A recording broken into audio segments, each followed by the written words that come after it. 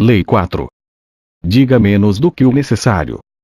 Quando você procura impressionar as pessoas com palavras, quanto mais você diz, mais comum aparenta ser, e menos controle da situação parece. Terça-feira, mesmo que você esteja dizendo algo banal, vai parecer original se você o tornar vago, amplo e enigmático. Pessoas poderosas impressionam e intimidam falando pouco. Quanto mais você fala, maior a probabilidade de dizer uma besteira.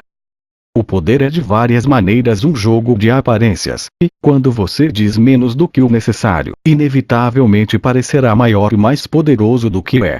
O seu silêncio deixará as pessoas pouco à vontade. Os seres humanos são máquinas de interpretar e explicar. Precisam saber o que o outro está pensando. Se você controla cuidadosamente o que revela, eles não conseguirão penetrar nas suas intenções ou nos seus pensamentos. As respostas curtas que você der, os seus silêncios colocarão na defensiva, e eles, nervosos, se apressarão a preencher o silêncio com diversos comentários que acabam revelando informações valiosas sobre eles mesmos e as suas fraquezas. Eles sairão de uma reunião com você sentindo-se roubados, e irão para casa pensar em todas as palavras que você disse. Esta atenção extra às suas parcas observações só aumentará o poder que você tem. Dizer menos do que o necessário não é só para os reis e estadistas. Em quase todas as áreas da vida, quanto menos você diz, mais profundo e misterioso parece. Quando jovem, o artista Andy Warhol teve a revelação de que era impossível convencer as pessoas a fazer o que se queria delas apenas conversando. Elas se voltariam contra você, subverteriam os seus desejos, desobedeceriam a você por simples perversidade. Certa vez ele disse a um amigo: aprendi que na verdade você tem mais poder quando fica de boca fechada. Falando menos do que o necessário, você cria a aparência de significado e de poder. Também, quanto menos você diz, menor é o risco de falar uma bobagem ou até algo perigoso. Em 1825, um novo czar, Nicolau I, subiu ao trono da Rússia. Imediatamente houve uma rebelião liderada por liberais que exigiam que o país se modernizasse, que suas indústrias e estruturas civis se igualassem às do resto da Europa. Esmagando brutalmente esta revolta, a insurreição de dezembro, Nicolau I condenou à morte um de seus líderes, Kondratiev Ryleyev.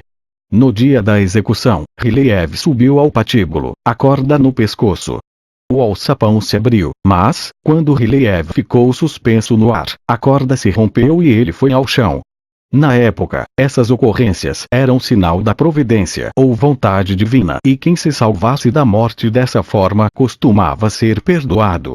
Quando Ryleyev se levantou, sujo e arranhado, mas acreditando que estava com o pescoço a salvo, gritou para a multidão: estão vendo, na Rússia não sabem fazer nada direito, nem mesmo uma corda. Um mensageiro seguiu imediatamente para o Palácio de Inverno com a notícia do enforcamento, que não tinha acontecido. Apesar de irritado com essa reviravolta frustrante, Nicolau I começou a assinar o perdão. Mas aí, Ryleyev disse alguma coisa depois deste milagre. O czar perguntou ao mensageiro. Senhor, o mensageiro respondeu, ele disse que na Rússia não se sabe nem fazer uma corda nesse caso. Disse o czar, vamos provar o contrário, e rasgou o perdão. No dia seguinte, Ryleyev foi para a forca de novo. Desta vez a corda não se partiu. Aprenda a lição. As palavras, depois de pronunciadas, não podem ser tomadas de volta. Mantenha-as sob controle. Cuidado, particularmente com sarcasmo. A satisfação momentânea que se tem dizendo frases sarcásticas será menor do que o preço que se paga por ela. O inverso. Há momentos em que não é sensato ficar calado. O silêncio pode despertar suspeitas e até insegurança, especialmente nos seus superiores. Um comentário vago e ambíguo pode expor você a interpretações com as quais não contava. Ficar em silêncio e dizer menos do que o necessário são técnicas que devem ser praticadas com cautela, portanto, e na ocasião certa. Ocasionalmente, é mais sensato imitar o bobo da corte, que se faz de tolo mas sabe que é mais esperto do que o rei. Ele fala e distrai todo mundo, ninguém desconfia de que ele não é tão tolo assim. Às vezes, as palavras também funcionam como uma espécie de cortina de fumaça quando você quer enganar os outros.